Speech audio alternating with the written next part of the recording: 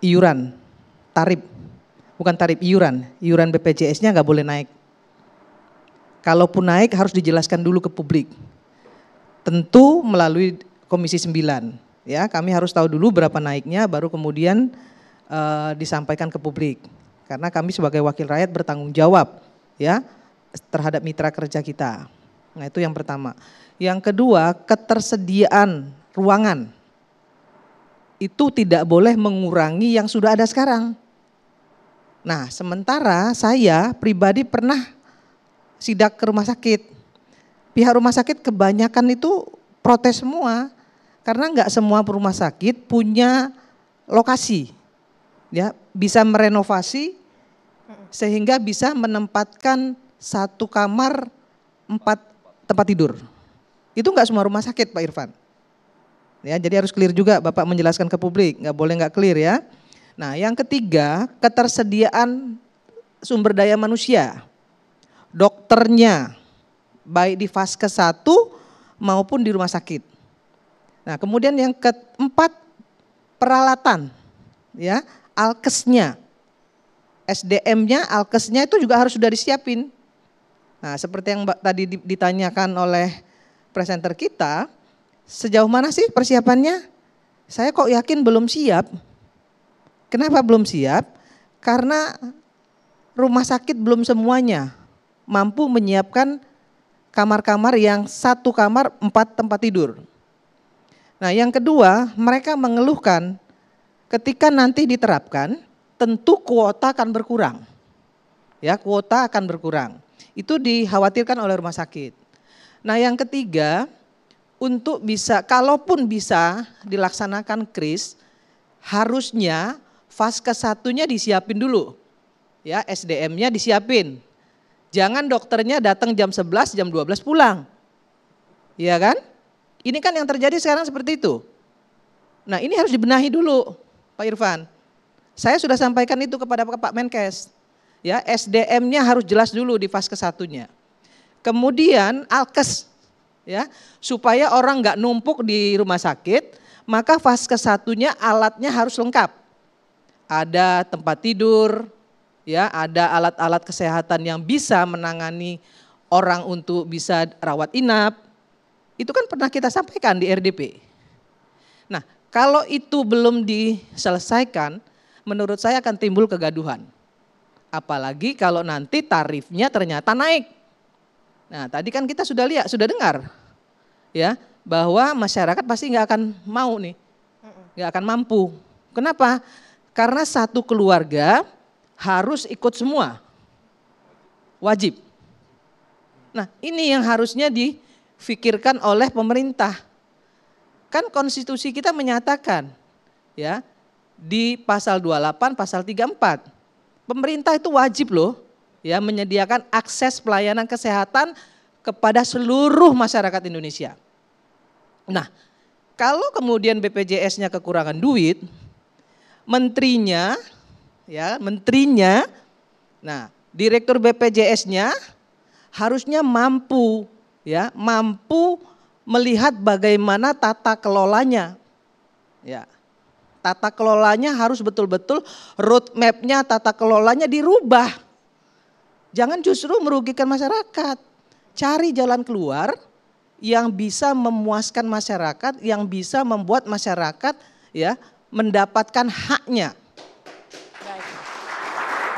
Itu yang seharusnya dilakukan oleh pemerintah. Oke. Gitu. Soal dari mana anggarannya, ya harus dipikirin, gitu ya. Jangan kemudian malah cari-cari asuransi swasta lah dan lain sebagainya. Itu melanggar undang-undang. Baca dulu undang-undangnya.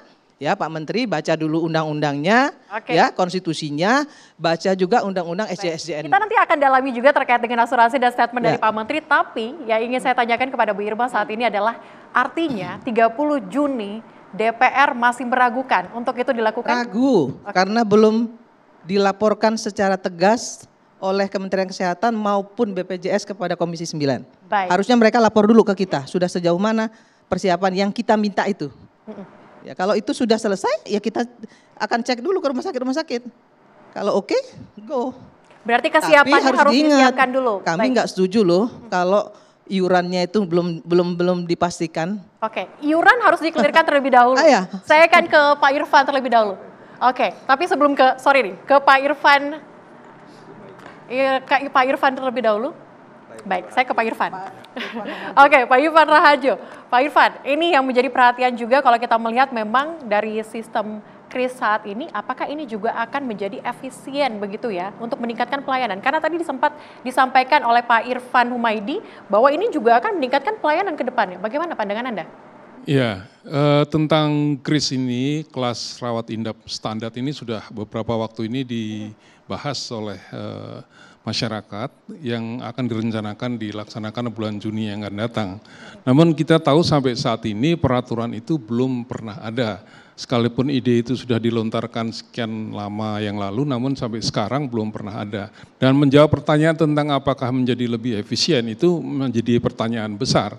Karena tentu yang sekarang merasakan pelayanan kelas 1 atau membayar iuran untuk kelas 1 tentu akan mengalami penurunan. Sebaliknya yang membayar untuk kelas 3 tentu mengharapkan akan menjadi lebih baik. Tapi itu bukan menjadi jaminan seperti dikatakan Bu Irma tadi, sedangkan kamar yang bertempat tidur 4 saja masih sangat sulit. Jumlah tenaga dokter kita juga masih sangat terbatas, belum ke daerah-daerah, ke pelosok-pelosok. Sedangkan masyarakat itu sekarang kita tahu untuk yang kelas 1 saja yang kita golongkan sebagai peserta mandiri, itu tunggakannya juga cukup besar. Apalagi kalau nanti kemudian harus naik tarif karena terutama bagi golongan kelas 3. Karena mereka tentu akan menambah preminya atau menambah iurannya untuk bisa mendapatkan kelas standar tadi. Tapi sebaliknya bagi yang membayar untuk kelas 1 selama ini tentu akan mengalami penurunan manfaat karena dia membayar lebih mahal tapi pelayanannya menjadi lebih berkurang. Ini jadi masalah karena kita tentu harus cari trade off-nya. Mana yang tepat antara turunnya manfaat dengan naiknya iuran itu tadi. Sedangkan masyarakat sekarang masih sangat keberatan dengan beban-beban seperti yang lalu ada ide asuransi wajib, kemudian tapera, sekarang lagi kita akan menghadapi KRIS yang tentu akan menaikkan beban lagi bagi masyarakat ini tunggu sangat tidak tepat waktunya, begitu. Oke, belum tepat waktunya. Saya ke Pak Timbul. Ya. Pak Timbul, kalau kita bahas dari tadi adalah soal iuran dan sebagainya. Menurut Anda apakah ini adil jika misalnya kelas 1, kemudian kelas 2, kemudian akan distandarisasi dan juga kita lihat memang kalau saya tidak salah ini di tahun 2024 itu ada sekitar 7 miliar tunggakan pembayaran BPJS. Dengan adanya kenaikan dari kelas 3, ini apakah nanti penunggakan akan semakin tinggi atau seperti apa? Jadi begini, memang... Baik, jangan dijawab dulu Pak, kita akan jawab usai jeda berikut ini. Tetaplah bersama kami di Indonesia Business Forum pemirsa.